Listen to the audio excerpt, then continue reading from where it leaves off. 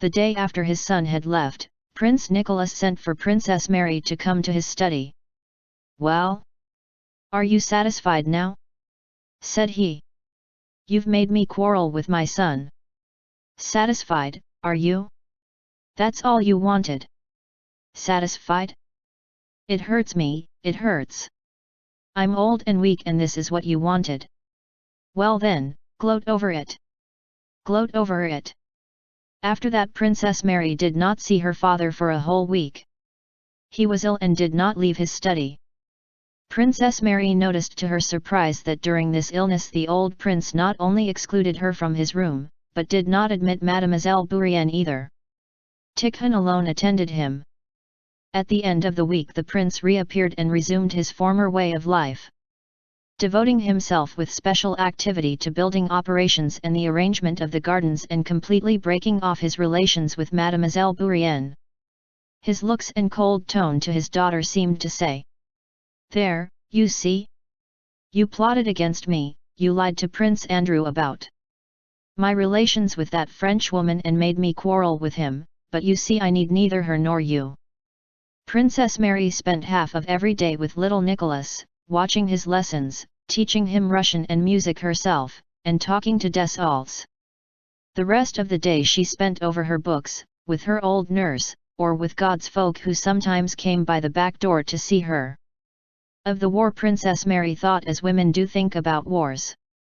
She feared for her brother who was in it, was horrified by and amazed at the strange cruelty that impels men to kill one another, but she did not understand the significance of this war, which seemed to her like all previous wars.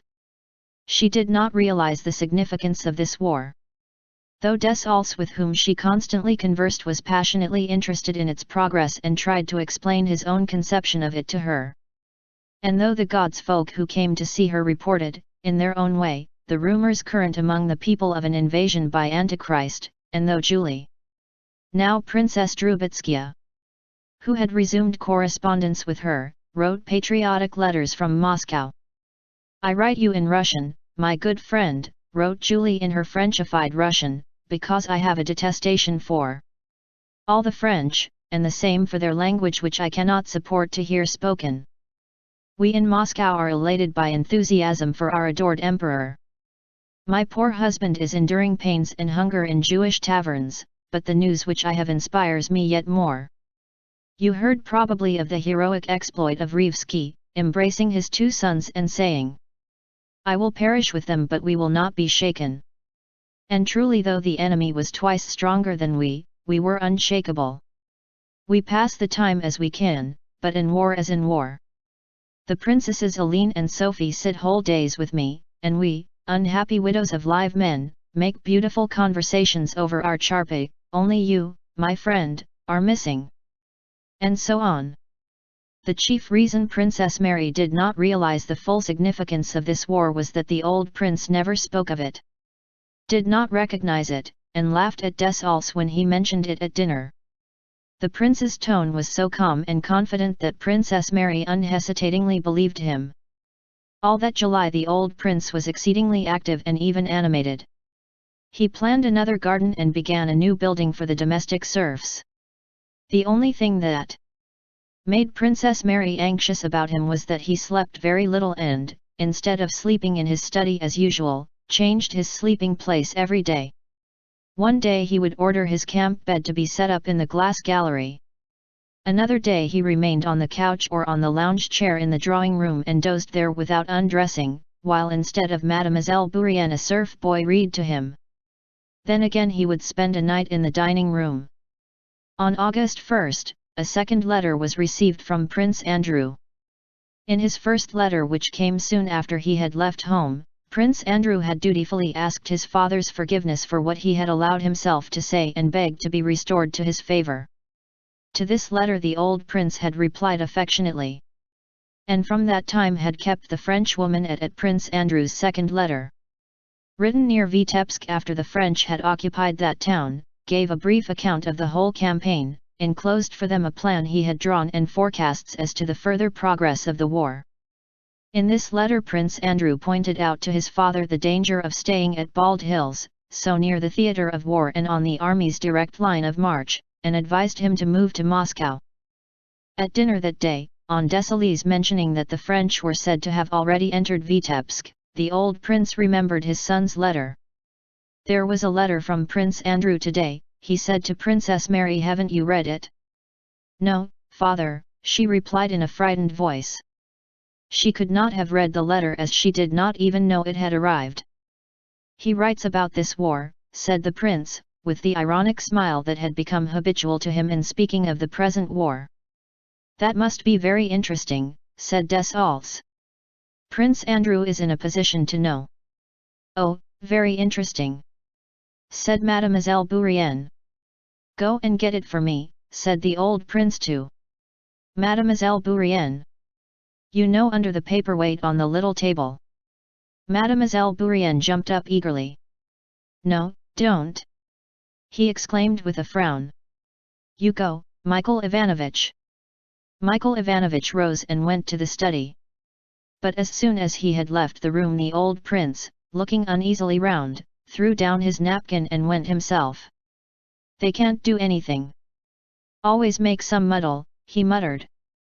While he was away, Princess Mary, Desailles, Mademoiselle Bourienne, and even little Nicholas exchanged looks in silence. The old prince returned with quick steps, accompanied by Michael Ivanovich, bringing the letter and a plan. These he put down beside him, not letting anyone read them at dinner. On moving to the drawing room, he handed the letter to Princess Mary and, spreading out before him the plan of the new building and fixing his eyes upon it, told her to read the letter aloud. When she had done so, Princess Mary looked inquiringly at her father. He was examining the plan, evidently engrossed in his own ideas. "What do you think of it, Prince?" Desailles ventured to ask. I, said the prince as if unpleasantly awakened, and not taking his eyes from the plan of the building.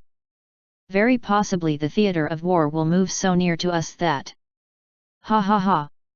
The theatre of war!" said the prince.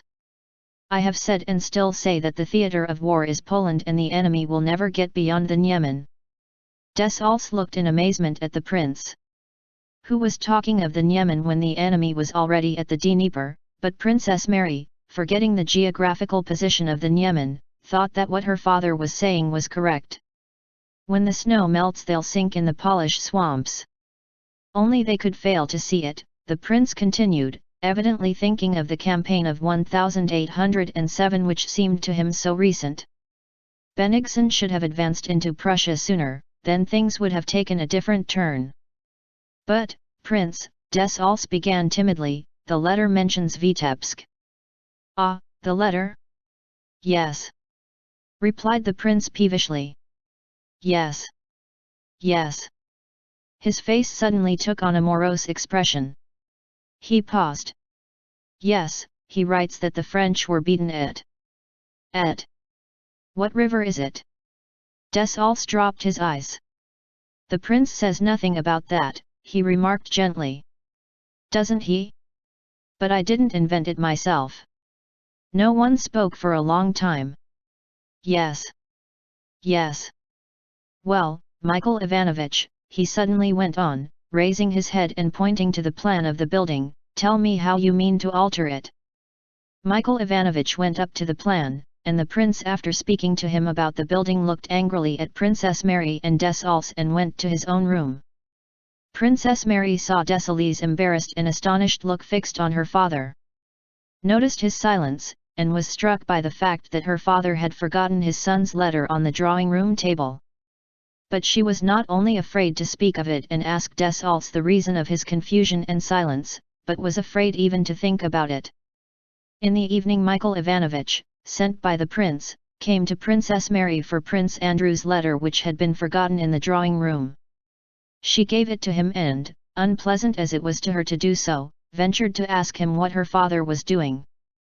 "Always busy," replied Michael Ivanovich with a respectfully ironic smile which caused Princess Mary to turn pale.